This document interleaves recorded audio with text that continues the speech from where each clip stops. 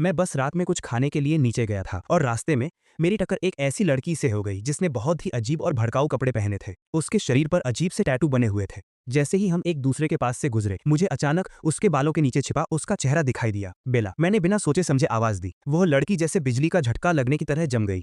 जैसे ही वो धीरे धीरे पीछे मुड़ी उसके होंठ थोड़े कांप रहे थे। रायन, रायन, सच में तुम हो? तुम बहुत बदल गए हो। मुझे लगा कि मैंने किसी गलत इंसान को देख लिया। हाँ हाँ, तुम बिल्कुल भी नहीं बदली हो। वह धीरे से अपनी बहुत छोटी स्कर्ट खींचती है। ऐसा लग रहा था जैसे वह उस मिनी स्कर्ट को पैंट बनाने की कोशिश कर रही हो। बहुत दिनों बाद मिले। हाँ, सच में बहुत लंबा समय हो गया है। बेला की इधर उधर भागती आंखों को देखकर मैं जम जाता हूँ। मेरे सामने जो लड़की है वो मेरी यादों जैसी बिल्कुल नहीं है। मेरी यादों वाली बेला की आंखों में चमक थी, वह मिलनसार और खुशमिजाज थी। लेकिन मेरे सामने जो है वह डरी सहमी है, एकदम चुपचाप और झिझकी हुई। उसकी आंखों की चमक हो चुकी है। मुझे नहीं पता कि इतने सालों में उसके साथ क्या हुआ, वो ऐसी क्यों हो गई है। जैसे ही मैं वहां खड़ा होता हूँ पुरानी यादें तेजी से मेरे दिमाग में आने लगती हैं। हाई स्कूल के दिनों में मैं गेम खेलने का बहुत शौकीन था। मैं अक्सर अपना होमवर्क नहीं करता था और स्कूल पहुंचते ही उसका होमवर्क कॉपी कर लिया करता था। उसने कभी मना नहीं किया।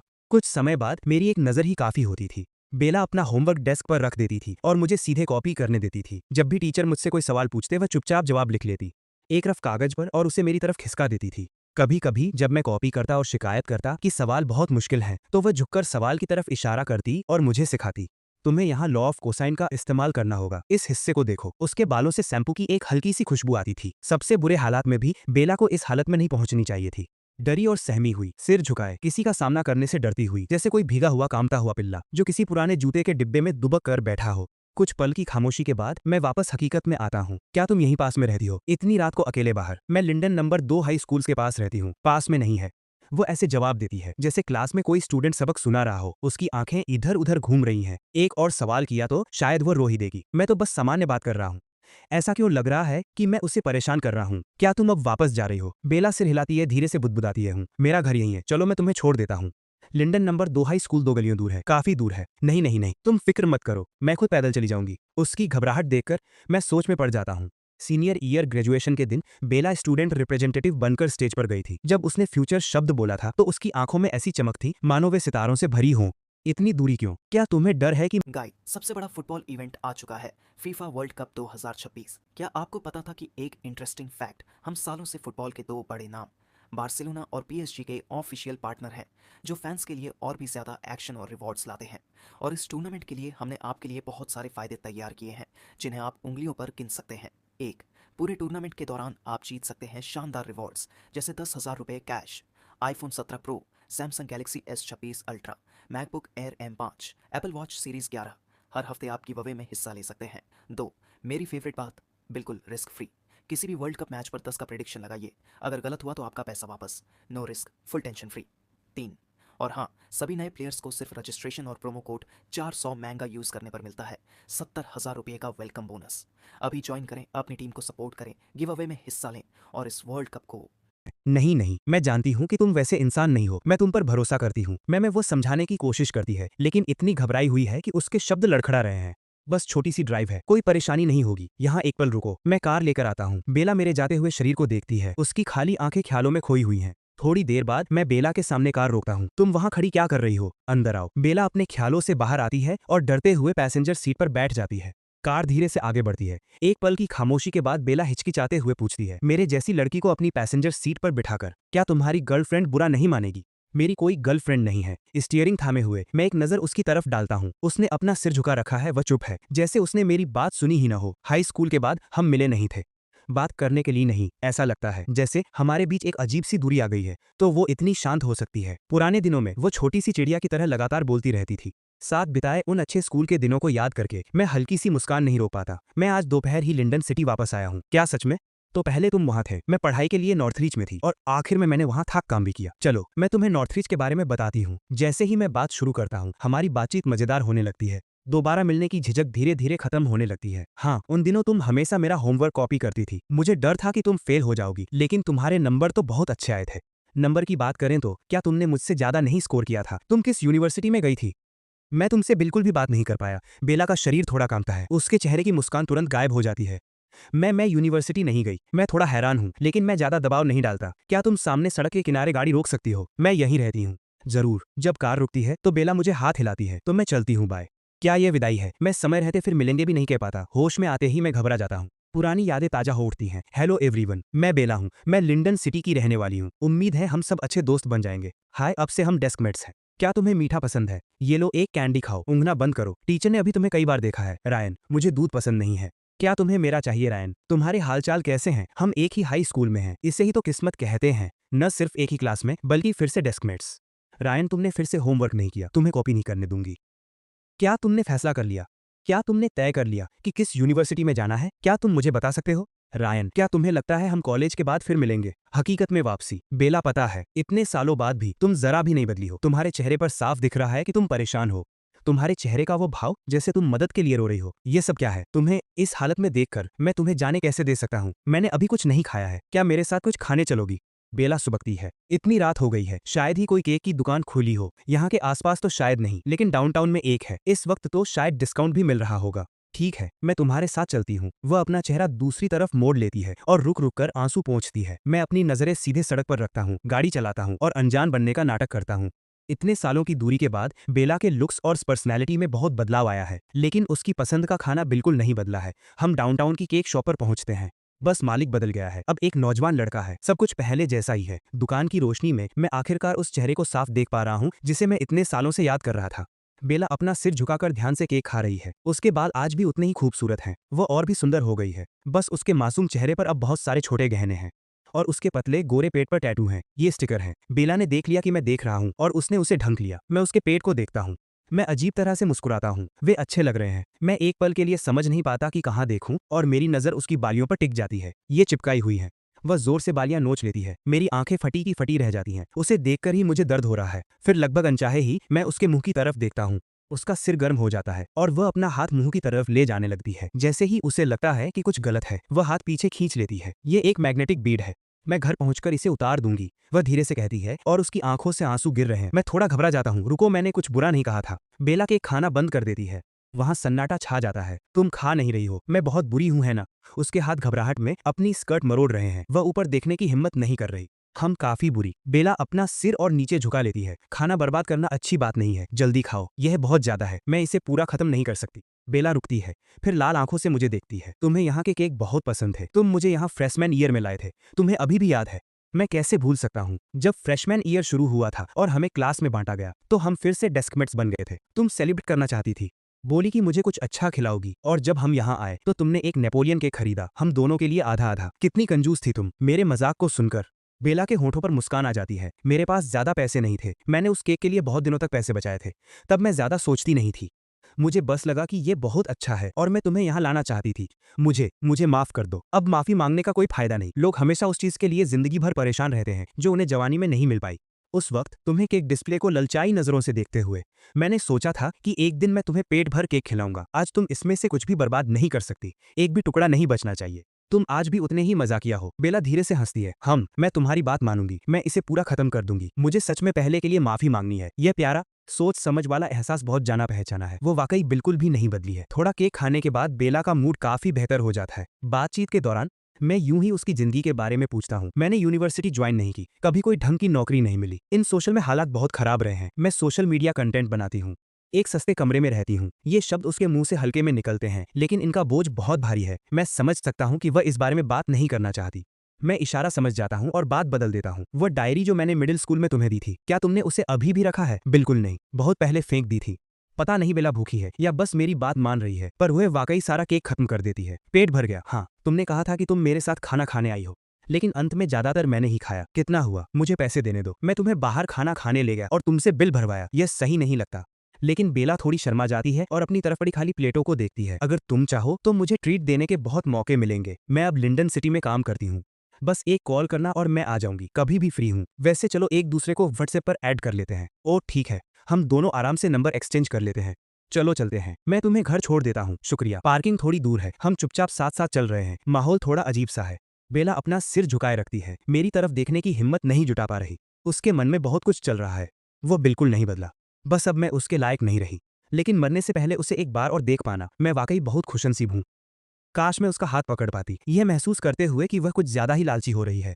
उसके गाल हल्के से लाल हो जाते हैं। उसी पल बिना बताए मैं हाथ बढ़ाता हूँ और उसकी कलाई पकड़ लेता हूँ। बेला का दिल जोर से धड़क उठता है। उसका शरीर जैसे करंट लगने की तरह कांप जाता है। मैं उसकी तरफ नहीं देखता। मैं सड़क के दूसरी तरफ खड़े कुछ लड़कों को गुस्से में घूरता हूँ। क्या मरना है क्या? देखते नहीं कहाँ चल रहे हो? सिर झुकाकर क्या कर रही हो? तुम लगभग उनसे टकरा ही गई थी। उन्हें अपनी जान की परवाह नहीं है। तुम्हें भी नहीं है क्या? Sorry sorry. बेला घबरा जाती है और बार बार माफी मांगने लगती है।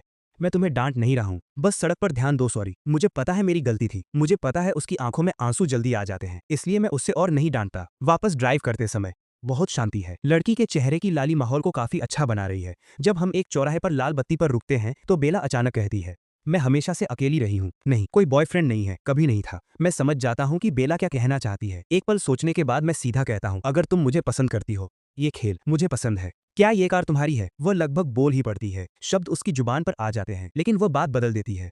नहीं, यह मेरे पापा की कार है। बेला को कारों के बारे में कुछ नहीं पता, लेकिन वह मानती है कि कारें महंगी होती हैं। उसके अचानक यह पूछने का कारण यह है कि वह जानना चाहती है कि मेरी लाइफ कैसे चल रही है, लेकिन बाकी लोगों से अलग। वह चाहती है कि मेरी हालत खराब हो। जिस पल वह सवाल उसके मुंह से निकला, उसे पछतावा हुआ, क्योंकि मेरी हालत चाहे जो भी हो, मैं उसके साथ कभी डेट पर नहीं जा सकता। वह अब रिश्ते के लायक नहीं रही। उसने पहले ही मरने का फैसला कर लिया था। और अब ये पूरी तरह शांत होने के बाद बेला अपनी नजरें झुका लेती है। सॉरी, मुझे नहीं पूछना चाहिए था। मान लो मैंने कुछ नहीं कहा। रुको, तुमने तो अभी कुछ पूछा ही नहीं। मेरी नौकरी या पैसों के बारे में। तुम अभी से मुझे नीची नजर से देख रही हो। ऐसी बात नहीं है। मैं तुम्हें नीची नजर से कैसे देख सकती हूँ? तो फिर पूछना जारी क्यों नहीं रखती? क्योंकि जरूरत ही नहीं है। क्या ऐसा है? मुझे लगा हम डेटिंग शुरू करने वाले हैं। मैंने फालतू में उम्मीद पाल ली। जल्द ही हम मंजिल पर पहुंच जाते हैं। कार किनारे पर रुकती है। जल्दी से बाय कहकर मैं चला जाता हूँ, लेकिन बेला सड़क किनारे खड़ी होकर उस दिशा को देखती रहती है जहाँ कार चली गई, खाली नजरों से देखते हुए। काफी देर तक वहां से जाने का मन नहीं बना पाती। जब बेला अपने किराए के कमरे में वापस आती है तो आधी रात बीत चुकी होती है। वह सीधे बिस्तर पर नहीं जाती, बल्कि वह छोटे से बाथरूम में चली जाती है। बेला खुद को रगड़ रगड़ कर धो रही है, जैसे कि वो अपना स्ट्रेस निकाल रही हो। थोड़े बोल्ड कंटेंट शूट करने के लिए उसने टैटू स्टिकर्स लगाए थे। रगड़ने की वजह से उसकी स्किन लाल पड़ गई है, खोई खोई सी। उसे पता ही नहीं चला कि वो कितनी देर से नहा रही है। बाल सुखाते वक्त उसके इमोशंस पूरी तरह टूट गए। आंसू किसी बांध की तरह फूट पड़े। वो जोर से रोने की हिम्मत भी नहीं कर पा रही। उसने बस अपना हाथ उठाया, उसे बेड पर टिकाया और धीरे धीरे दीवार के सहारे फर्श पर फिसल गई। उसके कंधे धीमी सिसकियों के साथ कांप रहे थे। वो बहुत बुरी तरह रो रही है। इतने सालों में उसने जिंदगी की मुश्किलों पर कभी आंसू नहीं बहाए। आज तक उसके दिल से आंसुओं का सैलाब उमड़ आया, एकदम से, जिन्हें रोक पाना नामुमकिन था। बेला सिंगल पेरेंट परिवार से थी। उसके माता पिता का तलाक हुआ था जब वो बहुत छोटी थी। वो अपने पिता के साथ रहती थी। परिवार गरीब था, लेकिन गुजारा ठीक ठाक हो जाता था। उसके पिता बहुत अच्छे थे। कम से कम खाना और कपड़े की कभी कोई चिंता नहीं थी। वो दिन तब तक रहे जब तक उसने हाई स्कूल पास नहीं किया।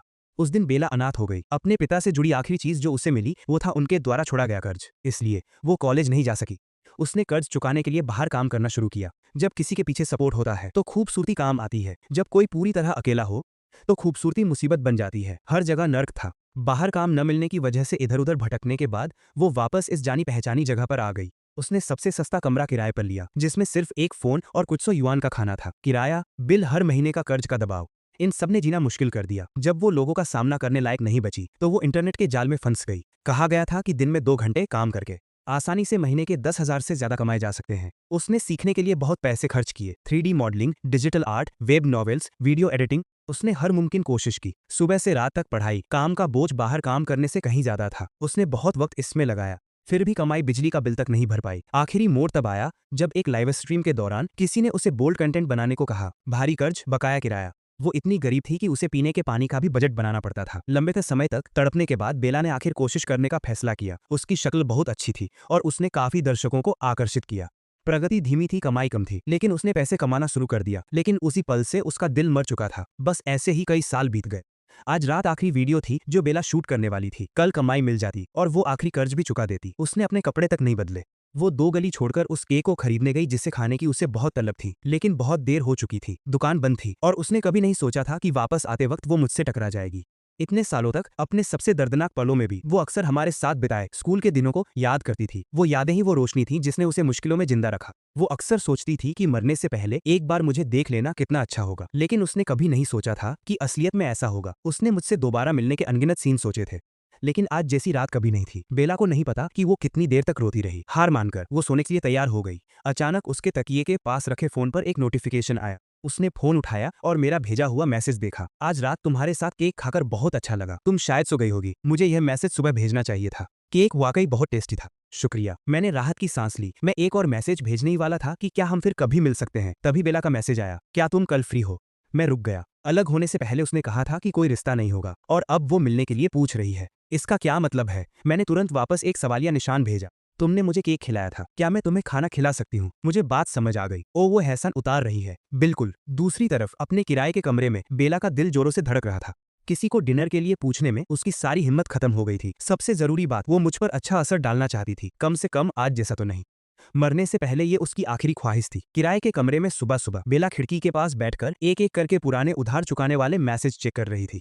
हम आखिरी वाला भी हो गया। वो पूरी रात ठीक से सो नहीं पाई थी, बस पैसे क्लियर होने का इंतजार कर रही थी। उसने तुरंत आखिरी कर्ज चुका दिया। उसने अपना बैलेंस चेक किया। 1000 युआन से थोड़ा ज्यादा बचा था। काफी है। आज रात डिनर के बाद मुझ पर अच्छा असर छोड़ने के बाद वो वापस आकर सब खत्म कर सकती थी। बेला ने कमरे के कोने में कोयले की एक अंगीठी रख दी थी। कमरे के अंदर वो कपड़े और सामान जो वो अपने काम के लिए इस्तेमाल करती थी, सब डिब्बों में पैक कर दिए गए थे। उसे अब इनकी जरूरत नहीं थी। अजीब बात है, मरने वाली होने के बावजूद उसका मन बहुत हल्का महसूस कर रहा था। इसी बीच मैंने कल रात का बेला के साथ चैट लॉग खोला। मैं जितना पढ़ता गया उतना ही कुछ गड़बड़ लगा। कल बेला की हालत, नजरें चुराना, डरी हुई रहना, ऐसा नहीं लगता था कि वो किसी को खाने के लिए बाहर बुलाएगी। कुछ तो गलत है, बहुत गलत। ये डिनर विदाई जैसा क्यों लग रहा है? समय को देखते हुए मैंने अपना फोन उठाया और बेला को मैसेज किया, डिनर के लिए हम कहाँ खाएं? मैं तुम्हें लेने आ जाऊंगा, तुम तय करो। अचानक मुझे कुछ याद आया और मैंने वापस टाइप किया, तो फिर बारबेक्यू वाली जगह चलते हैं। बात तय होने पर मैंने अपना फोन जेब में रखा और खाने के लिए तैयार हो गया। मैं खाना खाने जा रहा हूँ, मैं निकलने वाला हूँ। अगर वो अभी भी वैसी ही है जैसी हाई स्कूल में थी तो उसके मन की बात जानने का एक परफेक्ट तरीका है। मैं बेला के घर के नीचे पहुंचा और उसे मैसेज किया। मैं नीचे हूँ। अपने प्लान के बारे में सोचते हुए मुझे लगा लड़कियां तैयार होने में थोड़ा समय लेती हैं, लेकिन हैरानी की बात है कि कुछ ही देर में मैंने सिर घुमाया और बेला को आते देखा। कल रात की तुलना में उसने आज बहुत सादे कपड़े पहने थे। चेहरे या कानों पर कुछ भी नहीं। उसका पूरा लुक साफ और फ्रेश था। एक पल के लिए ऐसा लगा जैसे वापस हाई स्कूल में आ गया हूँ। बेला दौड़कर पास आई। उसकी छाती थोड़ी फूल रही थी, सांसें थोड़ी तेज थी। तुम्हें इंतजार कराने के लिए माफी चाहती हूँ। हमारी नजरें मिली और उसने तुरंत नीचे देख लिया। कोई बात नहीं, मैं भी अभी पहुंचा हूँ, चलो आगे बढ़ो। वो चुपचाप मेरे साथ चलने लगी। मैंने तिरछी नजर से उसकी तरफ देखा और देखा कि उसके हाथ अपनी शर्ट के कोने को मरोड़ रहे थे। वो तनाव में और असहज थी। मैंने एक धीमी आह भरी। अगर उसकी डरी हुई नजरें और वो अजीब सी हरकतें ना होती तो मैं सचमुच यकीन कर लेता कि वो सीधे हाई स्कूल से निकल कर आई है। सच कहूं तो मुझे नहीं पता कि इन सालों में वो किस हाल से गुजरी है जो आज वो ऐसी हो गई है। थोड़ा चलने के बाद बेला अचानक पूछती है, क्या मैं आज कल के मुकाबले बेहतर दिख रही हूँ? मैं मुड़कर उसे देखता हूँ, उसे अच्छे से देखता हूँ और कहता हूँ, कल भी तुम अच्छी लग रही थी, बस ये कपड़े आज तुम पर ज्यादा अच्छे लग रहे हैं। बिल्कुल वैसी ही जैसी हाई स्कूल में हुआ करती थी। बेला मेरी तरफ देखने की हिम्मत नहीं करती, बस एक हल्की सी मुस्कान अपने मुंह के कोने को छूती है। बिल्कुल वैसे ही जैसे हाई स्कूल में मैं किया करता था। हम कुछ छोटी ड्रिंक्स ऑर्डर करते हैं, थोड़ा पियोगी? बेला रुक जाती है, परेशान दिखती है। आज रात का मकसद तो आखिर में उस पर अच्छा इंप्रेशन छोड़ना था। अगर वो खुद को मुसीबत में डाल लेती तो बात बिगड़ जाती। बिल्कुल नहीं, ऐसा नहीं चलेगा। तुम पियो, मैं तुम्हारे लिए डाल देता हूँ। अकेले पीना अजीब, मेरे साथ थोड़ा ले लो। मुझे ज्यादा नशा नहीं होता। क्या डर रही हो कि तुम्हारे नशे में होने पर मैं तुम्हारा फायदा उठा लूंगा? तो फिर चोचो, मैं कसम खाता हूँ कि मैं तुम्हारे साथ कभी कुछ गलत नहीं करूंगा। मेरा वो मतलब नहीं था। हड़बड़ाहट में बेला मेरी कसम खाने वाली हथेली को अपने हाथ से ढक लेती है। अचानक हुए इस टच से हम दोनों रुक जाते हैं। मैं तुम्हारे साथ पीऊंगा, बस रहने दो। ऐसी वैसी बातें मत करो, ये तुम्हारे लिए ठीक नहीं है। कुछ ड्रिंक्स के बाद उसकी आंखों को धुंधला होते देखकर मुझे यकीन नहीं हो रहा। सिर्फ आधी कैन और वो पहले ही नशे में है। वहां 2 रेयान क्यों हैं? क्या तुम मुझे एक दे सकते हो? नहीं, उसे बांट नहीं सकते। बेला का छोटा सा मुंह एक पाउट की तरह बन जाता है। कंजूस। बेला को मुश्किल से खड़ा होते देख मैं जल्दी से उसे सहारा देने के लिए खड़ा हो जाता हूँ, लेकिन बेला मुझे धक्का दे देती है। मुझे मत छुओ, मैं गंदी हूँ। मैं तुम्हें गंदा कर दूंगी, मुझे छुओ मत। मैं रुक जाता हूँ। गंदी? बेला दुखी होकर सिर हिलाती है। मैं गंदी हूँ, माफ करना। अपने सामने उस लड़की को देखकर जिसकी धुंधली आंखें अभी भी मुझ पर टिकने की कोशिश कर रही हैं, मैं मुस्कुरा देता हूँ।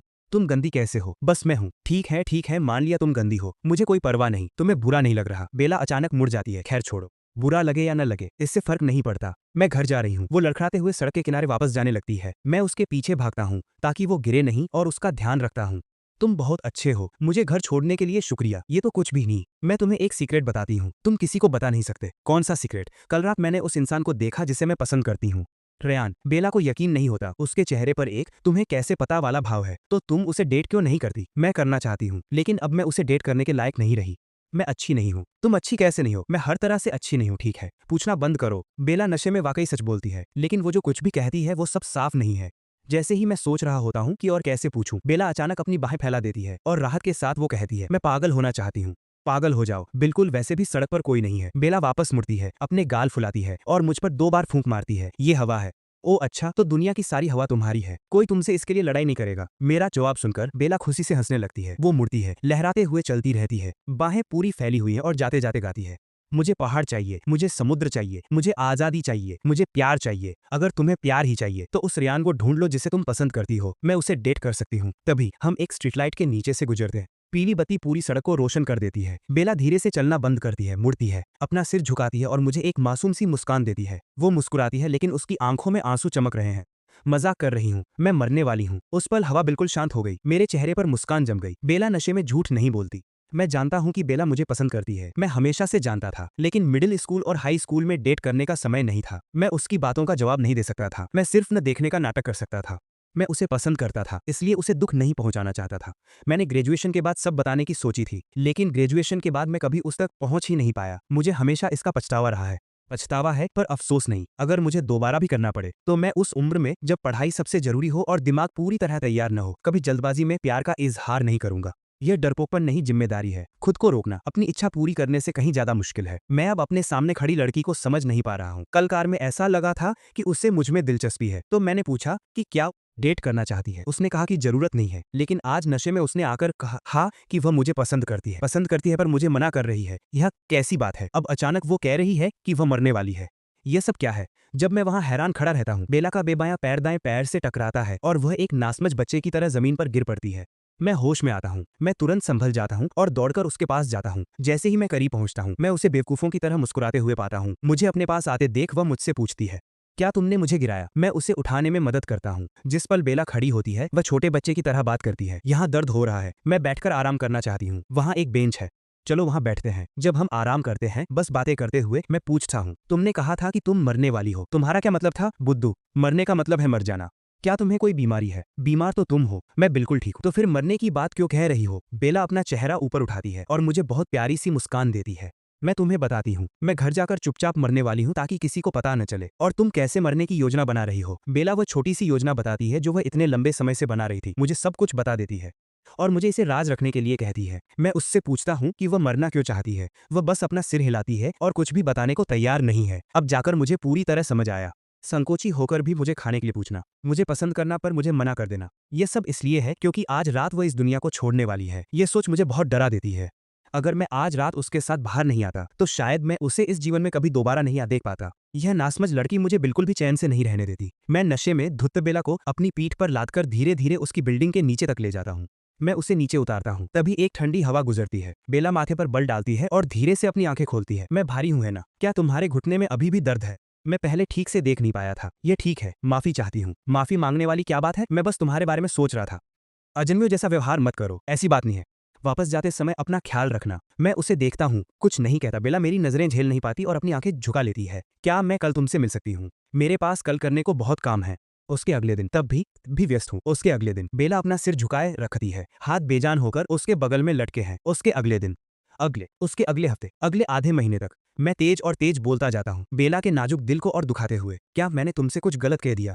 जब मैं नशे में था, तुमने कहा था कि तुम मरने वाली हो। आज रात, बेला अपना सिर उठाती है और सीधे मेरी आंखों में देखती है। इस बार बिल्कुल भी नजरें नहीं चुराती, लेकिन जैसे ही हमारी नजरें मिलती हैं, बेला की आंखों में आंसू भर आते हैं और गालों पर बहने लगते हैं। वह तो बस नशे में कही गई बातें थी। क्या तुम्हें लगता है कि मैं उस पर 2 सिस्टम भरोसा करूंगी? चाहे तुम मानो या ना मानो, उससे फर्क नहीं पड़ता। मैं वापस जा रही हूँ। बेला जाने के लिए मुड़ती है। मैं जल्दी से उसका हाथ पकड़ लेता हूँ। तुरंत ऐसा लगता है जैसे उसके अंदर कोई स्विच ऑन हो गया हो। वह मेरा हाथ झटक देती है और मुझ पर चिल्लाती है, मैंने कहा ना, वह सिर्फ नशे में कही गई बातें थी। मेरे मामलों में मत पड़ो। मैं हल्की हंसी हंसता हूँ और धीरे से बोलता हूँ, हाँ, मैं तुम्हें रोक नहीं सकता। मुझे ऐसा करने का कोई हक नहीं है, लेकिन कुछ बातें हैं जो मैं कहना चाहता हूँ। मुझ पर हंसना। बेला आंसू पोंछती है, कोई जवाब नहीं देती। सच तो यह है कि इन सभी सालों में मैं अक्सर तुम्हारे बारे में सोचता रहा हूँ। जब मैं खाना खाता हूँ, मैं सोचता हूँ कि क्या तुम इतनी नादान हो कि सिर्फ मिठाई को ही खाना समझ लेती हो। क्लास में, मैं सोचता हूँ कि क्या तुम भी क्लास में हो। काम पर, मैं सोचता हूँ कि क्या तुम्हारे बॉस की भी कभी ना खत्म होने वाली मीटिंग्स होती हैं। इतनी बार जब मैं एग्जाम की पढ़ाई के कारण दिमाग से थक जाता था, काम से परेशान होता था, पूरी तरह से टूट जाता था, तो मैं तुम्हारे बारे में सोचता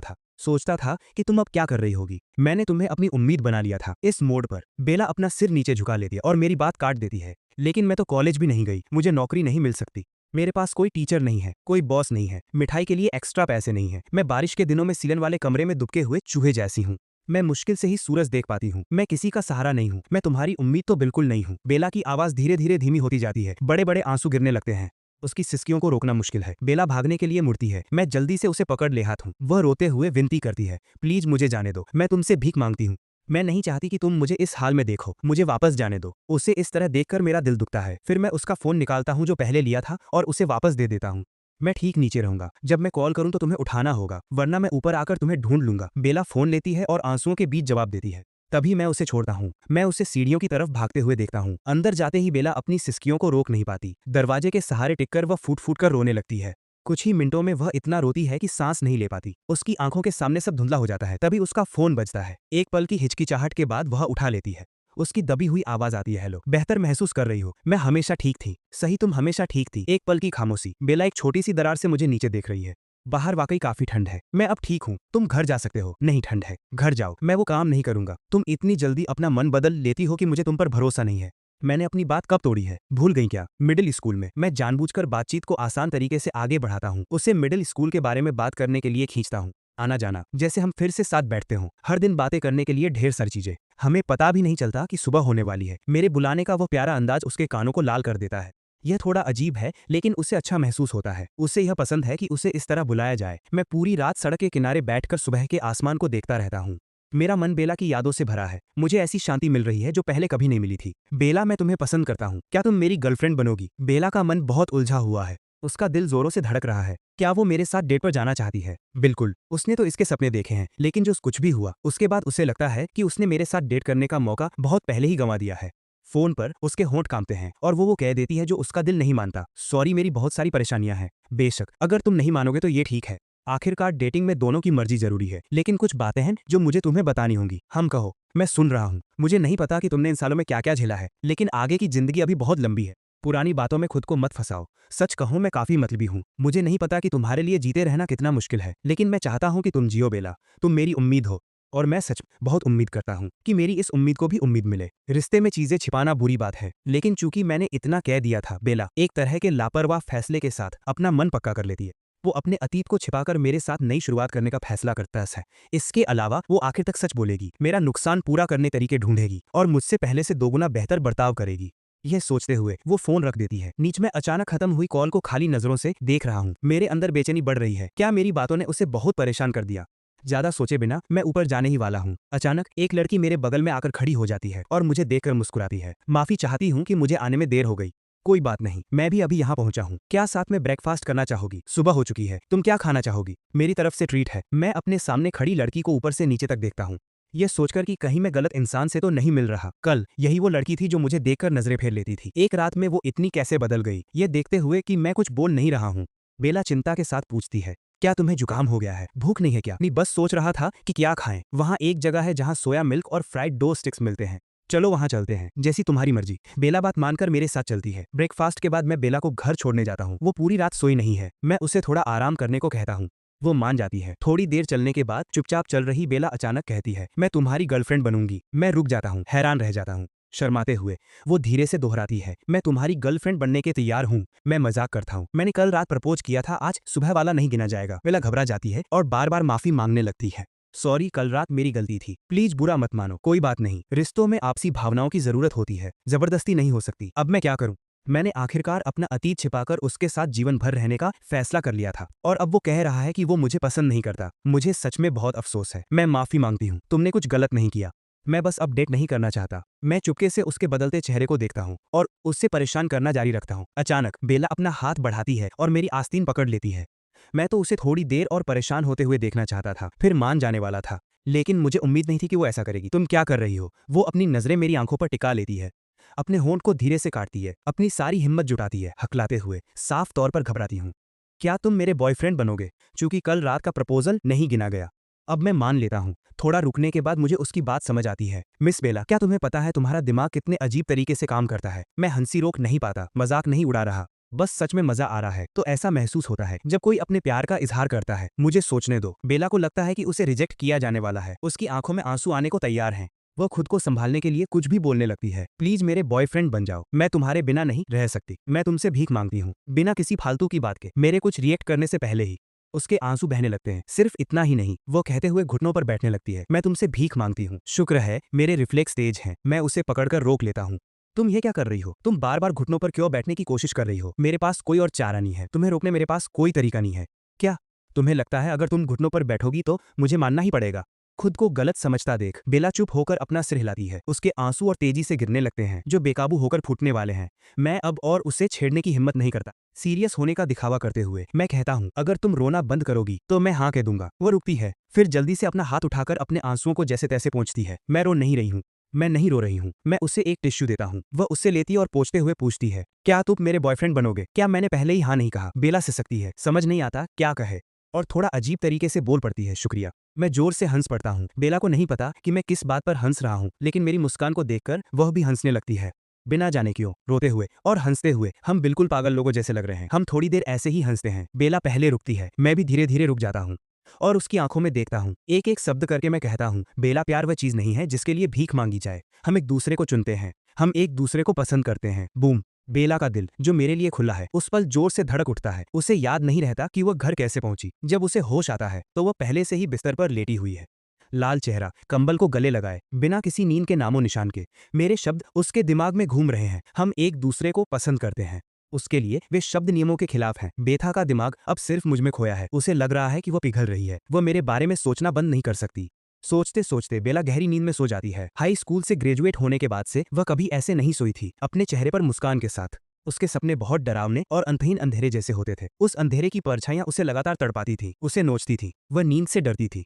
ये इतना बुरा हो गया था कि उसे नींद न आने की बीमारी हो गई थी, लेकिन अब वो चैन से सोती है। अगले दिन लंच और डिनर छोड़े बिना ये नींद तब तक चलती है जब तक सोने का अगला समय नहीं हो जाता। सपने और हकीकत में फर्क ना कर पाने के कारण जागते ही बेला सबसे पहले अपना फोन चेक करती है। केवल उस बहुत लंबी कॉल ड्यूरेशन को देखने के बाद ही वह आखिर में शांत होती है। उसे इतना डर था कि यह सिर्फ एक सपना था, कोई असली मिलन नहीं, बल्कि मरने से पहले का बस एक पल भर का सपना। शुक्र है वह डर फालतू था। जो कुछ भी हुआ वह सपना नहीं था, वह वास्तव में रेयान के साथ है।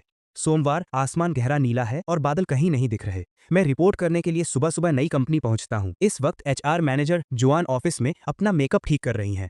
आज नए कर्मचारियों के इंटरव्यू लेने के अलावा उनके पास एक और जरूरी काम है। हेडक्वार्टर से एक खास टैलेंट आ रहा है जिसे तैयार करने के लिए कहा गया है। ऊपर से मिले ऑर्डर्स को सीरियसली लेना ही होगा। समय देखते हुए उस व्यक्ति को जल्द ही आ जाना चाहिए। जोआन तेजी से इंटरव्यू ऑफिस की तरफ बढ़ती हैं। उन्हें एक और चिंता सता रही है, डिपार्टमेंट की वो प्रोग्राम विवियन। उसके काम के स्किल्स तो ठीक हैं, लेकिन समस्या उसकी पर्सनल लाइफ है। यह सोचते हुए जोआन जल्दी से सेक्रेटरी के ऑफिस के दरवाजे तक पहुंचती हैं। दरवाजे पर उन्हें अंदर लोगों के बात करने की आवाज सुनाई देती है। एक आदमी, एक औरत। उनका दिल बैठ जाता है। सच में, क्या मैं आज इतनी बदकिस्मत हूँ? जिस व्यक्ति का ख्याल रखने के लिए हेडक्वार्टर ने मुझे खास तौर पर कहा था, क्या वो बर्बाद होने वाला है? जोआन, तुम वापस आ गई। जोआन, मैंने तुम्हारे लिए एक इंटरव्यू लिया है। मैं तुम्हें बताती हूँ, तुम इससे पक्का खुश होगी। रुको, क्या मुझे हेडक्वार्टर ने नहीं भेजा था? जोआन का मूड ठीक नहीं है। वह अपने पास मंडरा रही विवियन को इग्नोर करती हैं और मेरी तरफ देखकर पूछती हैं, रायन है ना? जी हाँ। तो मेरे साथ आओ, मैं तुम्हें तुम्हारी रोल और काम के बारे में समझाती हूँ। अब विवियन कंफ्यूज्ड है। मैनेजर पहले से ही रायन को कैसे जानती है और वो कह रही है कि वो खुद इसकी पोजीशन अरेंज करेगी। हैरान होकर वह पीछे पीछे चलती है। जोआन मुड़ती हैं। विवियन, तुम अपनी डेस्क पर वापस जा सकती हो। इंटरव्यू देने वाला चला गया। सुबह के इंटरव्यू खत्म हो चुके हैं। ओह ठीक है।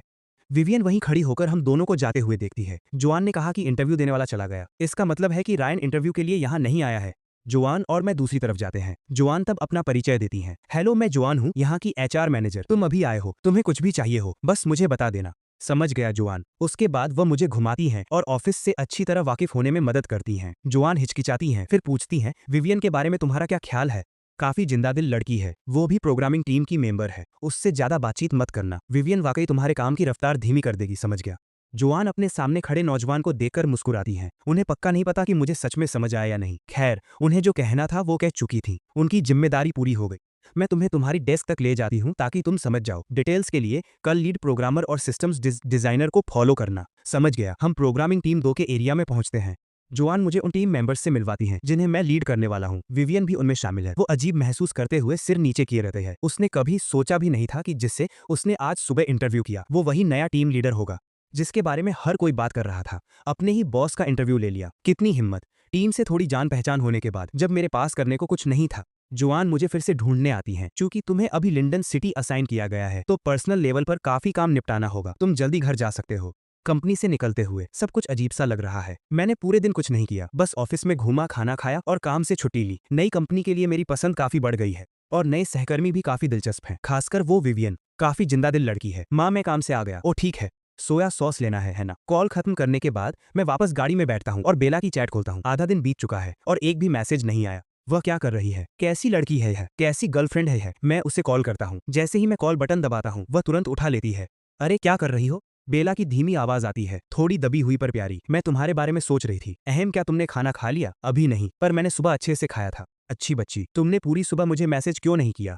मैं तुम्हारे काम में दखल नहीं देना चाहती थी। तुम मेरी गर्लफ्रेंड हो, है ना? बेला रुकती है, फिर जल्दी से बोलती है, हाँ, मैं तुम्हारी गर्लफ्रेंड हूँ। जब तुम अपने बॉयफ्रेंड को याद करती हो तो मैसेज करने से उसे कोई दिक्कत नहीं होगी, या क्या तुम मुझे बिल्कुल याद नहीं करती और बस मुझे खुश करने के लिए ऐसा कह रही थी? नहीं नहीं, मैं तुम्हें सच में याद करती हूँ। मैं तुम्हें मैसेज करना चाहती थी, पर मुझे लगा कि तुम्हें परेशानी होगी। तुम झूठ तो नहीं बोल रही अब से? अगर तुम मुझे याद करती हो तो मैसेज कर दिया करो, मुझे बुरा नहीं लगेगा, समझे? हाँ, समझ गई। रात के खाने के बाद मैं बेला से बाहर साथ में टहलने के लिए कहता हूँ, करीब आने के लिए और यह देखने के लिए कि उसका सोशल एंजाइटी कैसा चल रहा है। उसके घर पहुंचने से पहले ही मैं दूर से बेला को सड़क के किनारे खड़ा देखता हूँ। मैं जल्दी से उसके पास जाता हूँ। तुम सड़क पर क्यों इंतजार कर रही हो? क्या मैंने नहीं कहा था पीछे आने से पहले मेरे मैसेज का इंतजार करना? मुझे तुम्हारी याद आ रही थी तो मैं तुम्हें जल्दी देखना चाहती थी। मैंने पहले कभी गौर नहीं किया। ऐसा क्यों लगता है कि तुम थोड़ी भोली हो? मैं असल में हमेशा से ऐसी हूँ। भोली होना ठीक है, मुझे ऐसी लड़कियां पसंद है। अचानक मिले इस जवाब से बेला थोड़ी घबरा जाती है। चलो स्कूल के किनारे किनारे चलते हैं। ओ ठीक है। बेला मेरे साथ चलने लगती है। कुछ देर तक वो मेरे साथ रहती है।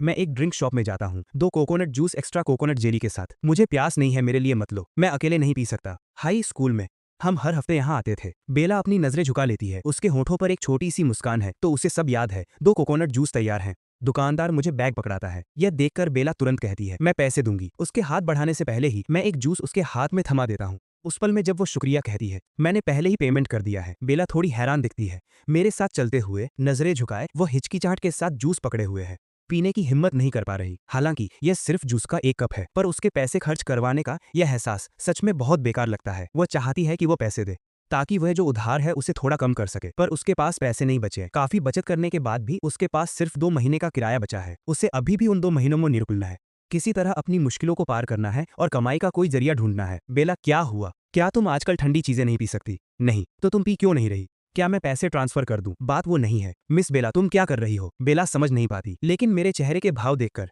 ऐसा लग रहा है जैसे मैं गुस्से में हूँ। घबराकर वह जल्दी से माफी मांगती है। मुझे माफ कर दो, प्लीज गुस्सा मत हो। ओ, तो तुम्हें पता है कि मैं गुस्से में हूँ, तो बताओ मैं किस बात पर गुस्सा हूँ? अपनी उलझन में फंसी उस लड़की को देखकर मैं अपना सिर हिला देता हूँ। इतनी दूरी मत बनाओ, हम हमेशा साथ रहेंगे। जब तुम्हारे पास बाद में पैसे होंगे तो मुझे पार्टी देने के बहुत मौके मिलेंगे, अगर तुम चाहो तो। बेला मेरे चेहरे की तरफ देखती है, उसके दिल में खुशियां भर जाती हैं, उसकी आंखें नम हो जाती हैं और वह सिर हिलाती है। मैं तुम्हें बाद में पार्टी दूंगी, मैं हमेशा देना चाहूंगी, पियो। मैंने मैड कोकोनट जेली भी ली थी। हमारी नजरें मिलती हैं और न जाने क्यों हम दोनों बिना किसी वजह के हंसने लगते हैं। वह खुलकर बेपरवाह होकर हंसती है, वह शर्माते हुए भी हंसती है। उसकी आंखों में बस वही है। जब वह हंसकर थक जाती है तो वह जूस का एक घूंट लेती है। कोकोनट जेली स्ट्रॉ के जरिए उसके मुंह में चली जाती है। वह उसे चबाती है मीठा। अगले दिन तैयार होने के बाद मैं अपने कपड़े ठीक करता हूँ, बाहर निकलने के लिए तैयार। जब मैं अंडरग्राउंड पार्किंग में पहुंचता हूँ तो मुझे याद आता है कि पापा आज कार ले गए हैं। खैर, वैसे भी वह उनकी ही कार थी, इसलिए मुझे काम पर जाने के लिए कोई और रास्ता ढूंढना होगा। कॉम्प्लेक्स के बाहर मैं एक शेयर्ड ई बाइक स्कैन करता हूँ। बिना समय गंवाए मैं कंपनी पहुंच जाता हूँ। बाइक लॉक करते समय अचानक एक चुलबुली महिला की आवाज आती है, good morning Ryan. Good morning Ryan. मैं आज बाइक की तरफ इशारा करता हूँ। मैं शेयर्ड वही नहीं है। तुम कितने मजाकिया हो। क्या तुमने कल नहीं कहा था कि तुम ड्राइव करके आओगे? आज ड्राइव नहीं कर रहे? क्या तुम्हारे घर के पास ट्रैफिक बहुत ज्यादा था? एक चुलबुली आवाज, मासूम इशारे। पहली नजर में वह एक मासूम और जिंदादिल लड़की लगती है, काफी पसंद आने वाली, लेकिन असल में हर चाल सोची समझी है। मैं इसे एक नजर में ही समझ जाता हूँ। सच में मासूम लोग ऐसे नहीं होते। ये सोचते हुए मेरे दिमाग में बेला की तस्वीर आ जाती है। मेरे पास कार नहीं है, वह किसी और की थी। विवियन एक मासूम सा ओ कहती है और बात बदल देती है। हम बातें करते हुए बिल्डिंग में घुसते हैं। ऊपर जाते समय हमारी मुलाकात एचआर मैनेजर जुआन से होती है। हाय जुआन। हम एक दूसरे के पास से गुजरते हैं और जुआन हमारे साथ चलते हुए हमें देखकर एक अजीब नजर पीछे मुड़कर देखती है।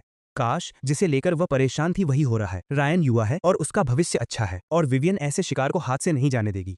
उसे लगता है कि वह हेडक्वार्टर को निराश कर रही है, जिस व्यक्ति का ध्यान रखने के लिए बनने वाला है, और वह विवियन का खिलौना गोनी कुछ नहीं कर सकती। एक ही वह हेडक्वार्टर को नाकाम कर रही है। काम का ज्यादातर दिन सुस्त और बोरिंग होता है। प्रोग्रामिंग डिपार्टमेंट में काम के टास्क बताने के अलावा ज्यादा बातचीत नहीं होती। विवियन थोड़ी ज्यादा चुलबुली है। कभी कभार टीम के सदस्यों को स्नैक्स बांटती रहती है। लंच के दौरान विवियन मेरे ट्रांसफर के बारे में जानकारी निकालने की कोशिश करती है। बेशक मैं उसे कुछ नहीं बताने वाला, इसलिए मैं टॉपिक को काम की तरफ मोड़ देता हूँ। काम की बात करें तो जो फाइल वह जमा करती है उसकी क्वालिटी सच में खराब है। उसकी स्किल्स बहुत अच्छी नहीं है, इसलिए जैसे ही हम काम की बात करते हैं वह जल्दी ही शांत हो जाती है। जल्दी ही छुट्टी का समय हो जाता है। लंच ब्रेक के दौरान मैंने घर फोन किया था, कहा था कि मैं रात के खाने के लिए घर नहीं आऊंगा, मेरा इंतजार न करें। मैं रात के खाने पर घर क्यों नहीं जा रहा? उसकी वजह यह है कि मैं बेला को लेकर चिंतित हूँ। कल वह नादान लड़की केवल कुछ युवान के कोकोनट जूस के लिए परेशान हो रही थी। उसकी हालत शायद मेरी सोच से भी ज्यादा खराब हो सकती है। मैं उसकी इज्जत को ठेस पहुंचाए बिना छोटे मोटे तरीकों से उसकी मदद करना चाहता था। खाने से शुरुआत करके काम खत्म करने के बाद मैं उसे फोन लगाता हूँ। बेला, क्या कर रही हो? कपड़े धो रही हूँ। देर से फोन उठाने के लिए सॉरी। कुछ अच्छा हुआ क्या? तुम्हारी आवाज सुनकर खुश लग रही हो। बेला शर्मा गई। उसे थोड़ा अजीब लगा। बस तुम्हारा मुझे कॉल करना ही मुझे खुश कर देता है। मैं सकपका गया। मुझे भी थोड़ा अजीब सा महसूस हो रहा है। मैंने गला साफ किया और थोड़ी बेरुखी से बात बदल दी। तो क्या तुमने कुछ खाया? अभी तक नहीं। बेहतरीन। मैंने भी नहीं खाया। मैं जल्दी ही तुम्हें लेने आता हूँ। चलो साथ में खाते हैं। बेला चुप हो गई। जवाब देने में देरी कर रही है। क्या मेरी तरफ सिग्नल खराब है? नहीं, वो बात नहीं है। मैं करीब 15 मिनट में वहां पहुंच जाऊंगा। घर पर ही वेट करना, मेरे पास पैसे नहीं है। तुम अकेले ही खाना खा लो। अचानक उसके पूरे नाम से बुलाए जाने पर, भले ही हम आमने सामने नहीं हैं, बेला अनजाने में ही सीधी होकर बैठ गई। क्या क्या बात है? जब मैं कुछ कहूं तो क्या तुम सुनोगी? बेला रुकी, फिर जल्दी से बोली, हाँ मैं तुम्हारी बात सुनूंगी। तो सुनो, मेरे साथ डिनर करो। मैंने धीमी और शांत आवाज में कहा। बेला के दिल की धड़कनें तेजी से बढ़ गई हैं। उसने जवाब दिया, थोड़ी घबराई हुई सी, मैं तुम्हारी बात मानूंगी। तो फिर जल्दी मिलते हैं। फोन रखने के बाद बेला दिल इतनी तेजी से धड़क रहा है कि उसे सब अजीब लग रहा है। वह काफी देर तक शांत नहीं हो पाई। वह जानती है कि वह एक ऑर्डर था, कोई सवाल नहीं। तो जिससे आप प्यार करते हैं, जब वो आपको ऑर्डर देता है तो ऐसा महसूस होता है। मैं और बेला स्कूल के पास वाली ब्रेस्ड पोर्क राइस की दुकान पर साथ जाते हैं। हाई स्कूल के दिनों में जब घर पर कोई खाना नहीं बनाता था, तब वो मेरे साथ वहां खाना खाने आती थी। 2 ब्रेस्ड पोर्क राइस, हर एक के साथ एक फ्राइड एग और एक पोटैटो पैनकेक। तुम्हें मेरे खाने में ये चीजें जोड़ने की जरूरत नहीं है। क्या ये तुम ही नहीं थी जिसने मुझे इस तरह खाने के लिए कहा था? मुझे आज भी याद है कि कैसे तुम इस जगह की कितनी तारीफ करती थी। कहती थी कि यहाँ का पोटैटो पैनकेक और फ्राइड एग कितना कुरकुरा और कितना टेस्टी है। बेला अपनी नजरें झुका लेती है। उसके हाथ अनजाने में ही अपने कपड़ों से खेलने लगते हैं। कुछ पीना है? नहीं शुक्रिया, मुझे प्यास नहीं है। फिर भी मैं जाकर 2 कटोरे मुफ्त वाला एग और कॉलीफ्लावर सूप ले आता हूँ। शुक्रिया। बेला एक छोटी सी चुस्की लेती है। मैं वो सारी झिझक देख पा रहा हूँ जिसे वो छिपाने की कोशिश कर रही है। यही एक और कारण है कि मैंने यह जगह चुनी। वो इस जगह को जानती है और यह काफी सस्ती भी है, इसलिए उसे ज्यादा एहसान महसूस नहीं होगा। कुछ देर बाद खुशबूदार ब्रेस्ट पोर्क राइस आ जाते हैं। बेला चावलों को देखती है और चोरी छिपे मेरी तरफ देखती है, यह देखकर कि मैंने अभी तक अपने चॉपस्टिक्स नहीं उठाए हैं। वो अपने चॉपस्टिक्स को छूने की हिम्मत नहीं कर पा रही है। मैं हल्की मुस्कान के साथ अपना सिर हिलाता हूँ, अपने चॉपस्टिक्स उठाता हूँ और पहले खाना शुरू करता हूँ। तभी बेला अपने चॉपस्टिक्स उठाती है। छोटे छोटे निवाले ले रही है। क्या मैं तुम्हारा थोड़ा सा पोर्क ले सकती हूँ? जरूर। मैं उसके खाने के लिए एक टुकड़ा उठाता हूँ, फिर अपने लिए एक टुकड़ा लेता हूँ। पता नहीं क्यों स्वाद भले ही वही हो, मेरे एहसास थोड़े उलझे हुए हैं। मुझे नहीं पता बेला क्या सोच रही है। वो अपना फ्राइड एग मेके कटोरे में डाल देती है। मैं इसे पूरा नहीं खा सकती, तुम खा लो। बेला इसके बाद पोटैटो पैनकेक उठाती है। यह भी मैं जल्दी से उसे रोक देता हूँ। अगर तुम मुझे ऐसे ही चीजें देती रहोगी तो कोई देखेगा तो सोचेगा कि हम खाना अफोर्ड नहीं कर सकते। भले ही मैं मजाक कर रहा हूँ। अफोर्ड न कर पाने वाली बात सुनकर बेला अपनी नजरें झुका लेती है। मुझे एहसास होता है कि मैंने गलत कह दिया और उसे तसल्ली देने की कोशिश करता हूँ। ऐसा नहीं है कि हम कोई गरीब कपल हैं जो हर छोटी बात पर लड़ रहे हों। संकोच करने की जरूरत नहीं है, बस खाओ। बेला अपना सिर झुकाकर एक धीमी सी हूं भरती है। बाकी का खाना खामोशी में गुजरता है। खाना खाने के बाद जैसे ही हम दुकान से बाहर निकलते हैं, मैं देख सकता हूँ कि बेला का मूड थोड़ा खराब है। मैंने सब कुछ खुलकर कह देने का फैसला किया। बेला, मुझे पता है तुम्हारे पास अभी पैसे कम है और तुम्हें बुरा लगता है क्योंकि हमेशा मैं ही पैसे देता हूँ। बेला का शरीर हल्का सा कांपता है। और तुम मेरी गर्लफ्रेंड हो, हम एक कपल हैं। अपनी हैसियत के हिसाब से मुश्किल वक्त में एक दूसरे की मदद करना तो नॉर्मल है। अगर मैं मुसीबत में फंस जाऊं तो क्या तुम मेरी मदद करने से मना कर दोगी? बेशक मैं तुम्हारी मदद करूंगी। तो फिर मुझे भी थोड़ी मदद करने दो। जब तुम्हारे हालात ठीक नहीं है, ठीक है, कम से कम मुझे हर दिन तुम्हें खाना तो खिलाने दो। बेला थोड़ी उलझन में दिखती है। उसे सोच में डूबा देख मैं अपनी बात पर जोर देता हूँ। जब तुम मेरे साथ खाना खाती हो तो मैं खुश होता हूँ, और अगर कभी मैं मुसीबत में पड़ा तो अपना वादा याद रखना, ठीक है? फिर यह तय होने के बाद हम उसके घर की ओर चलने लगते हैं। रास्ते में बेला उत्सुकता से पूछती है, तुम्हें कैसे पता चला? तुम्हारे पैसों के बारे में या तुम्हारे मन की बात के बारे में? दोनों के बारे में। उसके मासूम और प्यारे चेहरे को देखते हुए मैं धीरे से कहता हूँ, क्योंकि तुम्हारी आंखें मुझे सब कुछ बता देती हैं। बेला अपना सिर मेरी तरफ झुकाती है, हैरान होकर, और भी ज्यादा भोली दिखती है। मैं बिना कुछ कहे बस हल्का सा मुस्कुरा देता हूँ ताकि वह खुद ही समझ जाए। घर पहुंचने के बाद बेला सबसे पहले अपनी उधारी वाली डायरी निकालती है और जो नया कर्ज उसने लिया है उसे लिख लेती है। 13 अगस्त। ब्रेस्ट पोर्क राइस बहुत स्वादिष्ट था। भविष्य में वो चाहे किसी भी मुसीबत में हो, मैं उसकी मदद करूंगी। सिर्फ उसके कर्ज की ही नहीं बल्कि उसके प्यार की भी। मैं उससे प्यार करती हूँ। एक बार जब जिंदगी एक ढर्रे पर आ जाती है तो दिन बिल्कुल एक मशीन जैसे हो जाते हैं। हर दिन मैं समय पर उठता हूँ, मम्मी का बनाया नाश्ता करता हूँ, शेयर की हुई ई बाइक से काम पर जाता हूँ, काम के बाद बेला के साथ डिनर करता हूँ और शाम घर पर टीवी देखते हुए और माता पिता के साथ गपशप करते हुए बिताता हूँ। देखते ही देखते गुरुवार आ गया। शाम को मम्मी फलों की एक प्लेट लेकर आती हैं और सोफे पर बैठकर टीवी देखते हुए स्नैक्स खाने लगती हैं, अपनी नजरें बचाकर। वह देखती हैं कि उनका बेटा अपने फोन को देखकर मुस्कुरा रहा है। पिछले कुछ दिनों से ऐसा ही चल रहा है। वह मुड़कर पूछती हैं, तुम आजकल रात के खाने के लिए घर पर नहीं हो? तुम क्या कर रहे हो? कुछ खास नहीं, बस बाहर खाना खा रहा हूँ। रोज रोज ऑफिस के साथियों के साथ डिनर तो नहीं हो सकता। मेरी गर्लफ्रेंड बन गई है, मैं उसी के साथ खाना खा रहा था। ये सुनते ही सोफे के दूसरे कोने से पापा भी ऊपर देखते हैं। माता पिता द्वारा एक पल के लिए परखे जाने के बाद मैं बात आगे बढ़ाता हूँ। मम्मी, मैं 24 साल का हूँ। डेटिंग करना कोई गुनाह तो नहीं है ना?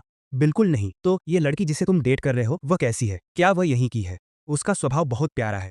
मम्मी को देखकर ऐसा लगता है कि उनके मन में अभी और भी कई सवाल हैं, लेकिन वह ज्यादा दबाव डालना ठीक नहीं समझती। ऐसा लगता है जैसे कल की ही बात हो जब उनका बेटा एक छोटा सा बच्चा था। वो इतनी जल्दी बड़ा कैसे हो गया? तुम बड़े हो गए हो। डेट करते समय सावधानी बरतना। मैं तुम्हारी निजी जिंदगी में ज्यादा दखल नहीं दूंगी। ओह हाँ, जब भी तुम उसे रात के खाने पर घर लाने का फैसला करो मुझे पहले बता देना, ठीक है? अब मेरे माता पिता थोड़ा खोए खोए से टीवी देख रहे हैं। शायद यह सोच रहे हैं कि मेरी गर्लफ्रेंड का स्वागत कैसे करना है। उसके बाद कुछ समय तक मैं लगभग हर दिन बेला से डिनर के लिए मिलता हूँ। ऐसा महसूस होता है जैसे मैं फिर से स्कूल के दिनों में वापस आ गया हूँ। मैं उसे स्कूल के आसपास की सारी जगहों पर ले जाता हूँ। Braise pork rice, spicy skewers, spicy hot pot, student life के वो सारे स्वाद बहुत लाजवाब हैं। दिल से बेला सिर्फ मेरे साथ खाना खाकर ही सचमुच खुश महसूस करती है।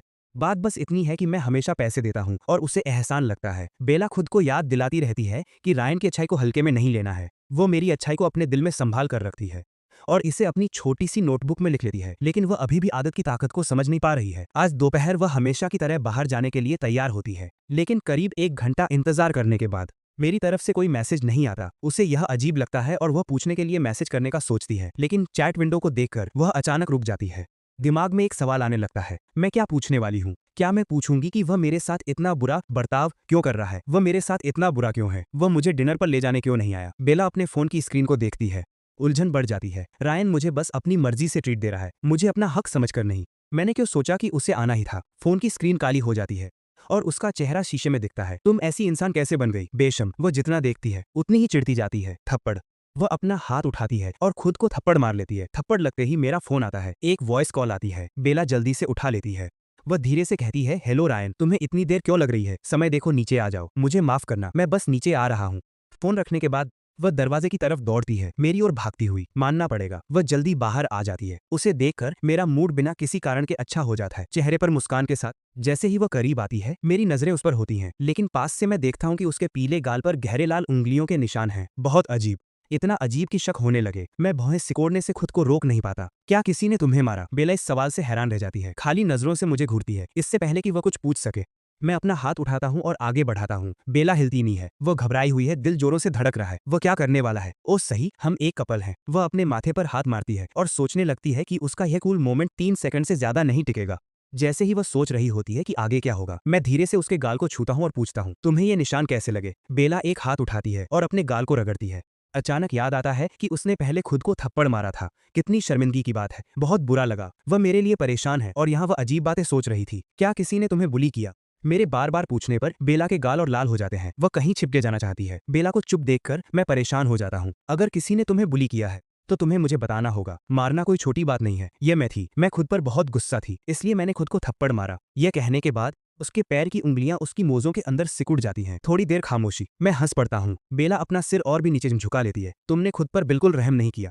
अपना चेहरा ऊपर करो, मुझे फिर से देखने दो। बेला अपना चेहरा मेरी तरफ उठाती है, गाल पर लगे निशानों को पूरी तरह दिखाती है। मैं देखने के लिए और करीब झुकता हूँ। तुमने बिल्कुल रहम नहीं किया। कितने जोर से मारा है? ऐसा कैसा रहेगा? अगर तुम्हें कभी दोबारा खुद को मारना हो तो मुझे करने दो। कम से कम मुझे पता था कि कितना हाथ रोकना है। मुझे लगा था कि इससे वह हंसेगी, लेकिन बेला का रिएक्शन थोड़ा अजीब है। ऐसा लगता है जैसे मैंने जो कहा वह सीधे उसके दिल को छू गया। उसकी आंखें इधर उधर भागने लगती हैं। वह धीरे से जवाब देती है, ठीक है, ठीक है। क्या? बकवास मत करो। तुम खुद पर गुस्सा हो रही हो और खुद को ही मार रही हो। क्या तुम सच में इतनी नादान हो? और इतने जोर से मारा, क्या तुम्हें चोट नहीं लगी?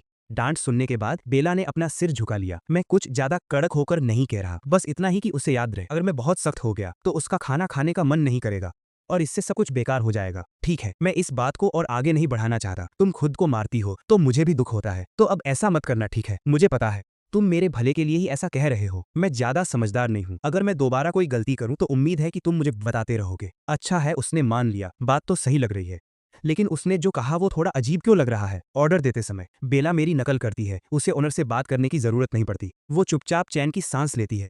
इस पूरे समय मैं उसे देख रहा हूँ। बेला की हालत ठीक नहीं है। शायद मुझे उसे किसी डॉक्टर के पास ले जाना चाहिए, लेकिन उसकी अभी की हालत में उसे बाहर ले जाना मुमकिन नहीं लग रहा।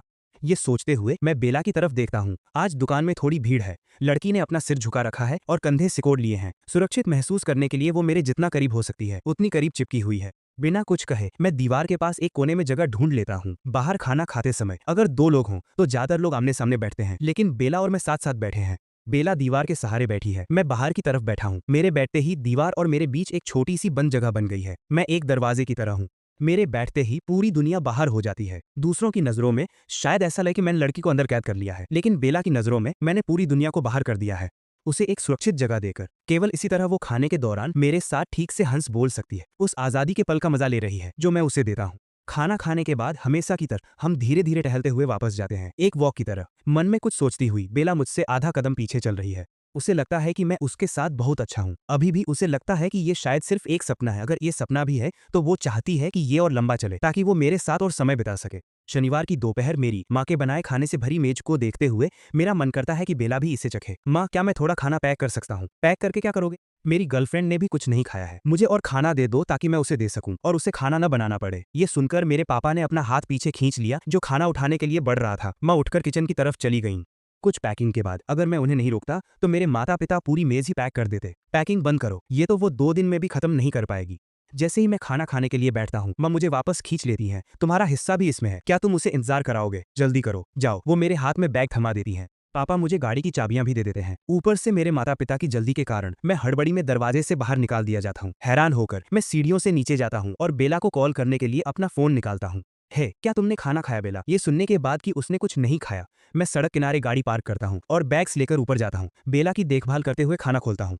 मेरी माँ के हाथ का खाना बहुत टेस्टी है। मुझे नहीं पता तुम्हें पसंद आएगा या नहीं। बात करते हुए छोटी मेज पर 9 डिशेस फैली हुई हैं जो थोड़ी भरी भरी लग रही हैं। खुशबू बहुत ही शानदार है।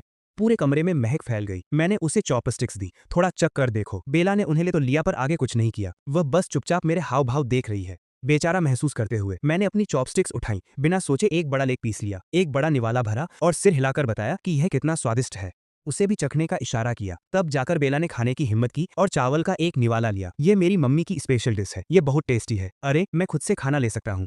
यह भी बहुत अच्छा है। पता नहीं तुम्हें पसंद आएगा या नहीं। बेला छोटे छोटे निवाले ले रही है, बीच बीच में मुझे देख रही है। अभी भी वह बहुत असहज लग रही है। क्या यह ठीक है? मेरी मम्मी ने कहा था कि पूछूं तुम्हें सबसे ज्यादा क्या पसंद है। सब कुछ अच्छा है, मुझे सब पसंद है। तो और खाओ। तुमने अपनी मम्मी को हमारे डेटिंग के बारे में बता दिया है ना? उसके लिए सॉरी। मेरी मम्मी ने पूछा तो मैंने बस उन्हें बता दिया। मैंने इस बारे में ज्यादा नहीं सोचा। नहीं, मेरा मतलब वो नहीं था। मेरा मतलब है, क्या तुम्हारी मम्मी को कोई दिक्कत नहीं है? दिक्कत वाली क्या बात है? बस मेरे जैसा कोई अच्छी शक्ल और अच्छे स्वभाव वाला। तुम्हारे जैसे इंसान में क्या खराबी है? यह सुनकर बेला का दिल कांप उठा। उसने अपनी आंखें ऊपर उठाईं, यह देखने के लिए कि क्या मैंने यह सिर्फ उसे तसल्ली देने के लिए कहा। उसकी नजरें मेरी साफ ईमानदार आंखों से मिली। क्या तुम सच में ऐसा सोचते हो? इसमें कुछ भी उलझन वाली बात नहीं है। खाना खत्म करो वरना यह ठंडा हो जाएगा। मैं खुद से ले सकता हूँ। भले ही बेला बार बार कह रही है कि मैं उसे ऐसा करने नहीं दे रहा, मैं उसे लगातार खाना परोस रहा हूँ और बेला पेट भरकर खा रही है, ठीक वैसे ही जैसे मेरे माता पिता और मुझे उम्मीद थी। हम दोनों के खाने के बावजूद पैक किया हुआ खाना अभी भी बहुत ज्यादा है। हमने सिर्फ आधा ही खाया। दोपहर में हमेशा की तरह मैं नीचे बेला के घर आया उसे डिनर पर ले जाने के लिए। मैंने उसे फोन किया और उसने तुरंत फोन उठा लिया। हेलो हेलो, कुछ नहीं, डिनर के लिए जल्दी नीचे आओ। सॉरी, मैं बस अभी नीचे आती हूँ। कॉल खत्म होने के कुछ ही देर बाद बेला एंट्रेंस से दौड़ती हुई बाहर आई। तुम्हें इंतजार कराने के लिए माफी रायन। मुझे एहसास हुआ मेरी आवाज में थोड़ी सख्ती आ गई थी जिससे वह घबरा गई। मैंने चुपचाप एक लंबी सांस ली, खुद को शांत किया और अपना हाथ आगे बढ़ाया, एक इशारा किया। हाथ बेला समझ गई और बिना झिझके अपना हाथ मेरे हाथ में रख दिया। मुझे उसे पकड़े रहने दिया। तुम क्या खाना चाहती हो? जो तुम चाहो। फिर से वही घबराहट भरी आवाज। मेरी बात मान रही है, ठीक है, लेकिन किसी तरह यह मुझे परेशान कर रहा है। मिस बेला, तुम खुद का ख्याल रख सकती हो। तुम्हारे पास अपने खुद के विचार हो सकते हैं और तुम उन्हें बता सकती हो। तुम्हें इस बात की चिंता करने की जरूरत नहीं है कि मैं तुमसे प्यार नहीं करता। तुम्हें शक क्यों है कि मैं तुमसे प्यार करता हूँ? बेला को समझ नहीं आ रहा कि क्या हो रहा है। मुझे माथे पर बल डाले हुए देखकर वो अपनी आंखें झुका लेती है और हल्का हल्का कांपने लगती है। बेला बेला, मेरी तरफ देखो। मैं उसकी आंखों में देखता हूँ और गंभीरता से कहता हूँ, बेला, मैं तुमसे प्यार करता हूँ। बेला कांप उठती है, उसकी आंखें थोड़ी फैल जाती हैं। क्या तुम मुझसे प्यार करते हो? मैं भी तुमसे प्यार करती हूँ। उसे नहीं पता कि मैं अचानक यह क्यों कह रहा हूँ, लेकिन यह पहली बार है जब उसने मुझसे ये शब्द कहे हैं। वह शर्मा रही है। तुम झूठ बोल रही हो। बेला तुरंत घबरा गई। मैं झूठ नहीं बोल रही, मैं तुम्हें पसंद करती हूँ। मेरा मतलब है, तुम यकीन नहीं करते कि मैं तुमसे प्यार करती हूँ। बेला जम गई, जुबान लड़खड़ाने लगी। उसे नहीं पता कि यकीन करती या नहीं, लेकिन वह वाकई डरी हुई है कि कहीं मैं अचानक उससे प्यार करना बंद न कर दूं। अपने सामने उस खोई हुई लड़की को देखकर मुझे पता है कि मैंने सही जगह चोट की है। सच कहूं तो उसके मन की बात सही समझने से कोई खुशी नहीं मिलती, बस थोड़ा दुख होता है। क्या मैं तुम्हें चूम सकता हूँ? क्या मैं तुम्हें किस कर सकता हूँ? बेला मेरी तरफ खाली नजरों से देखती रही। उसे लगा शायद उसने गलत सुना है। बेला, मुझे नहीं पता कि मुझे तुम्हें यकीन दिलाने के लिए और क्या करना होगा कि मैं तुमसे प्यार करता हूँ, पर बेला। वह दोपहर शायद लिंडन सिटी में पतझड़ का सबसे गर्म दिन था। सूरज ढलने का नाम ही नहीं ले रहा था, मानो फिर से गर्मी आ गई हो। हमारे बीच हुई ज्यादातर बातें उसे याद भी नहीं रहीं। बेला पूरी तरह से खोई हुई थी। खाना खाने के बाद उसे पता ही नहीं चला कि वह घर कैसे पहुंची। रात को भी वह अपने गाल पर उस किस की ठंडक को हल्का हल्का महसूस कर सकती थी और अपने दिल में एक गर्माहट को वक्त सारी यादें मिटा सकता है। बेला को हमेशा लगता था कि अगर एक दिन वक्त उसकी सारी यादें ले भी गया तो जो आखिरी चीज वक्त मिटाएगा वह वही दोपहर होगी। वह एक बात जो मैंने उससे कही थी, पतझड़ है फिर भी तुम मुझे गर्मियों का एहसास दिलाती हो। जैसे ही हमारी नजरें मिली मैंने उससे ये कहा, मुझे नहीं पता कि तुम्हें यकीन दिलाने के लिए मुझे क्या करना होगा कि मैं तुमसे प्यार करता हूं, पर बेला मैं तुमसे प्यार करता हूं। तुम मुझसे बार बार पूछ सकती हो। रविवार की दोपहर हमेशा की तरह मैं शेयर्ड ई बाइक लेकर बेला के साथ डेट पर जाने के लिए निकला। दूर से मैंने बेला को सड़क किनारे खड़े देखा।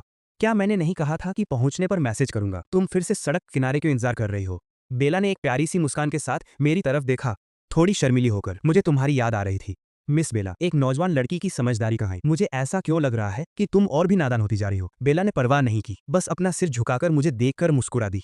हाथ मेरी बात सुनकर बेला ने चुपचाप अपना हाथ मेरी हथेली में रख दिया। मुझे उसे पकड़ने दिया। तुम क्या खाना चाहती हो? यह जानते हुए भी कि पूछने का कोई मतलब नहीं है, मैं बस फॉर्मेलिटी पूरी करता हूँ। जो तुम कहो। बिल्कुल वैसा ही जवाब जिसकी मुझे उम्मीद थी। पिछले कुछ दिनों में मैंने बेला को स्कूल के आसपास की हर दुकान पर ले जाकर खिलाया है और अब हम ब्रेड पोर्क राइस वाली जगह पर कुछ नया ट्राई कर रहे हैं। दुकान के एक कोने में हम साथ साथ बैठे हैं, बेला को इतनी खुशी के साथ खाते हुए देख रहे हैं। मैं आह भरे बिना नहीं रह सका। कितनी आसानी से खुश हो जाने वाली नादान लड़की है। कुछ धीरे से कहने के बाद बेला ने तला हुआ अंडा और ज्यादातर पोर्क मेरी कटोरी में डाल दिया। ये तुम्हारे लिए है, मैं इसे खत्म नहीं कर सकती। एक आलू का पैनकेक है। वो उसकी जिद का आखिरी हिस्सा था, पर मुझे आलू वाला पैनकेक चाहिए। जैसे ही मैंने कहा, मैंने उस नादान लड़की को परेशान होते देखा।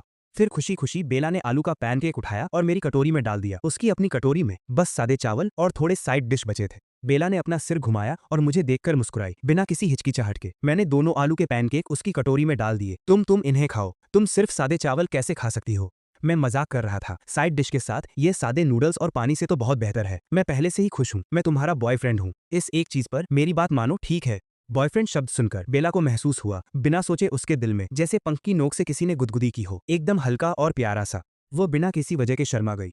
मैं तुम्हारी बात मानूंगी। हम खाते हैं और बातें करते हैं। माहौल हम धीरे धीरे खाते हैं। जब हम दुकान से बाहर निकले तो आसमान अंधेरा हो चुका था। रात सुहानी है, तारे बिखरे हुए हैं, स्ट्रीट लाइट्स जल चुकी हैं। लिंडन नंबर 2 हाई स्कूल के आसपास काफी रौनक है। कुछ छात्र हर नाइट मार्केट स्टॉल के आसपास खड़े हैं, हंस रहे हैं और बातें कर रहे हैं। जवानी की मस्ती से भरे हुए मैं 2 नारियल पानी खरीदता हूँ जिसमें नारियल की जेली डली है। खाने के बाद एक सुकून भरी सर। हाथ बदलो। बेला को नहीं पता कि किस लिए, पर वह चुपचाप मेरी बात मान लेती है। दूसरी तरफ होते हुए बस ऐसे ही मैंने उसका हाथ थाम लिया तो ये सब इसी के लिए था। बेला धीरे से अपनी नजरें झुका लेती है, हालांकि ये पहली बार नहीं है, फिर भी इस तरह हाथ पकड़ने के लिए कहे जाने पर उसका दिल अभी भी जोरों से धड़कने लगता है। हमारे कंधे हल्के से टकराते हैं। हम दोनों में से कोई कुछ नहीं बोल, बस चुपचाप चलते रहते हैं। बेला को यह अच्छा लगता है। शांति में भी माहौल सुकून भरा और नॉर्मल है, बिल्कुल भी टेंशन भरा या अजीब नहीं। अगर वो किसी और के साथ बिना बात किए चलती तो उसे लगता कि उसी की गलती है और सोचती कि क्या उसने उन्हें नाराज कर दिया है। अभी की बेला में तो किसी और के बगल में चलने की हिम्मत भी नहीं है। उसकी आंखें धुंधली पड़ जाती हैं। अचानक डर एक लहर की तरह उस पर छा जाता है, उसे डरा देता है, उसे कमजोर बना देता है। उसका शरीर कंट्रोल से बाहर होकर कांपने लगता है। अपने बगल में कुछ गड़बड़ महसूस करके मैं अपनी रफ्तार कम करता हूँ और धीरे से पूछता हूँ, क्या हुआ? कुछ नहीं। उसे अच्छे से पता है कि क्या हुआ है। उसे ये भी नहीं पता कि यह कब शुरू हुआ। शायद तब जब उसकी पुरानी नौकरी के बॉस उसे छूने की कोशिश करते थे, या जब बॉस की पत्नियां उसे थप्पड़ मारने के बहाने ढूंढती थीं। जब भी बेला दूसरे लोगों पर जरूरत से ज्यादा ध्यान देती है तो उसका डर बहुत बढ़ जाता है। अपने किराए के कमरे में अकेली वो खुद को कंबल में लपेट सकती थी और कांप सकती थी, लेकिन बाहर मेरे सामने बेला इसे छिपाने की बहुत कोशिश करती है, नहीं चाहती कि मैं देखूं। भले ही वो कहती है कि कुछ नहीं हुआ है, मैंने देखा कि उसके होंठ कांप रहे हैं। पिछले कुछ दिनों से डरी सहमी होने के बावजूद वो ठीक थी। अब अचानक हुई इस घबराहट के बाद उसे समझ नहीं आ रहा कि क्या करे। क्या तुम्हारी तबीयत ठीक नहीं है? मैं घर जाना चाहती हूँ। मुझे नहीं पता कि ये मेरा वहम है या नहीं, लेकिन मैं उसकी आंखों में टूटी हुई सी मदद की गुहार देख सकता हूँ। तभी मुझे एहसास होता है कि बेला की एंजाइटी बढ़ रही है। मैं उस पर दबाव नहीं डालता और उसकी बात मान लेता हूँ। चलो, मैं तुम्हें घर छोड़ देता हूँ। मैं उसके करीब जाना चाहता हूँ ताकि उसे थोड़ा सुरक्षित महसूस हो, लेकिन उसके एक कदम पीछे हटने से मैं उस ख्याल को छोड़ देता हूँ। तो फिर खुद घर जाओ। मैं बेला को धीरे धीरे रात के अंधेरे में गायब होते देखता हूँ। स्ट्रीट लाइट उसकी परछाई को लंबा खींच रही है। वहां खड़े होकर मैं बहुत अकेला महसूस करता हूँ। मेरा दिल मिले जुले एहसासों से भरा है, चिंता भी है और दर्द भी, लेकिन मुझे पता है कि उसे शांत होने के लिए अभी अकेले रहने की जरूरत है। घर वापस आकर मैं बिस्तर पर करवटें बदलता रहता हूँ। उसके कांपते होंठ और वो बिखरा हुआ चेहरा बार बार मेरी यादों में आ रहा है। क्या तुम घर पहुंच गई? आराम करो, मैं हमेशा यही हूँ। कुछ मिनटों बाद मेरा फोन चमक उठता है। ये बेला का जवाब है। हाँ, मैं घर पहुंच गई। आज तुम्हें परेशान करने के लिए माफी चाहती हूँ। उसका मैसेज पढ़कर मुझे थोड़ी राहत महसूस होती है। मैं जवाब देता हूँ, माफी मांगने की जरूरत नहीं है, इसमें तुम्हारी कोई गलती नहीं है। कल मिलते हैं। अगली सुबह खिड़की के पर्दों के बीच से धूप कमरे में आती है। मैं जल्दी उठता हूँ, बेला का पसंदीदा नाश्ता लेता हूँ और उसके घर की ओर निकल जाता हूँ। दरवाजे पर खड़े होकर मैं एक लंबी सांस लेता हूँ और धीरे से नॉक करता हूँ। दरवाजा जल्दी खुल जाता है। बेला उसके पीछे खड़ी है। उसका चेहरा थोड़ा पीला है, लेकिन उसकी आंखें चकक रही हैं। मेरे हाथ में नाश्ता देखकर वो रुक जाती है, फिर एक धीमी मुस्कान बिखेरती है। Good morning. गरम है, तब तक खा लो, शुक्रिया। मैं मेज पर एक खुली हुई डायरी देखता हूँ। बेला मेरी नजर देख लेती है, हड़बड़ाकर डायरी बंद करती है और उसे दराज में डाल देती है। डायरी में कुछ लिखते हुए बेला बस अपना सिर हिलाती है, कुछ नहीं कहती। मैं उसकी तरफ देखकर सीरियसली कहता हूँ, बेला, मैं जानता हूँ कि तुम्हारे अंदर बहुत दर्द और बहुत सारा डर है। मैं ये उम्मीद नहीं करता कि तुम बस इसे एक पल में भुला दो, और मुझे यह भी नहीं चाहिए कि तुम फौरन सब कुछ मुझसे शेयर करो। लेकिन मैं चाहता हूं कि तुम जान लो, इसमें चाहे कितना भी समय लगे, मैं तुम्हारे साथ रहूंगा। तुम अपना समय लो, मैं तुम्हारा इंतजार करूंगा। बेला ऊपर देखती है, उसकी आंखें लाल हो रही हैं। वो कुछ कहने के लिए अपना मुंह खोलती है, पर आखिर में बस एक हल्की सी आवाज निकालती है, मम। मैं मुस्कुराता हूं और उसके बाल सहलाने के लिए हाथ बढ़ाता हूं। ठंडा होने से पहले अपना नाश्ता खत्म कर लो। बेला छोटे छोटे टुकड़ों में खाती है। मैं उसके सामने बैठ जाता हूं और उसे चुपचाप देखता रहता हूं।